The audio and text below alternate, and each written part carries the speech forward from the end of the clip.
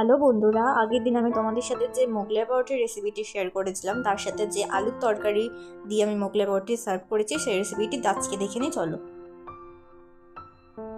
প্রথমে আমরা একটা ফ্রাইং প্যান বসিয়ে তার মধ্যে সামান্য একটু তেল দিয়ে দিব। তেলটা ভালো করে গরম হয়ে গেলে তার মধ্যে আমরা দিয়ে দিব একটু জিরা, তার মধ্যে কুচি রাখা পেঁয়াজ, আদা কুচি, রসুন কুচি, সেটাকে ভালো করে লাল লাল করে ভেজে নিতে হবে। যতক্ষণ না পেঁয়াজের রঙটা চেঞ্জ হয়ে যাচ্ছে ততক্ষণ আমাদের সেটা ভাজতে হবে। তার মধ্যে দিয়ে দিব, এবার পেঁয়াজটা আমাদের ভাজা হয়ে গেছে, তার মধ্যে দিয়ে দেবো হলুদ গুঁড়ো, জিরে ধনে গুঁড়ো, তার মধ্যে দিয়ে দিচ্ছি আমরা ভালো করে নেড়ে নেবো। সেটা নেড়ে নেওয়া হয়ে গেল, তার মধ্যে দিয়ে দেবো আমরা একটু লঙ্কার গুঁড়ো।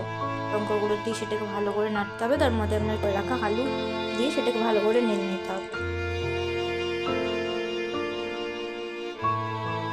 ভালো করে আমাদের সেটাকে কষাতে হবে। তারপর সামান্য জল দিয়ে আমরা সেটাকে একটু, তার মধ্যে সামান্য পরিমাণে লবণ দিয়ে সেটা ঢাকনা দিয়ে রেখে দিতে হবে কিছুক্ষণের জন্য। তারপরে এই আলুটা শুকিয়ে আসলো, তার মধ্যে একটু জল দিতে হবে যত ভালো করে আর একটু আলুটা সেদ্ধ হয়ে যায়। তার মধ্যে ঢাকনা দিলাম, আমরা ঢাকনা দিয়ে 5 মিনিট অপেক্ষা করতে হবে।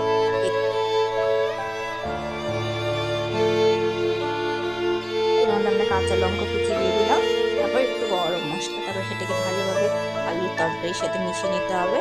তারপরে এই যে আমাদের আলুর তরকারি একবারে রেডি, এটাকে আমরা সার্ভ করে নিই। এইভাবে আপনারা অতি সহজে বাড়িতে তৈরি করতে পারবেন দোকানের মতো আলুর তরকারি।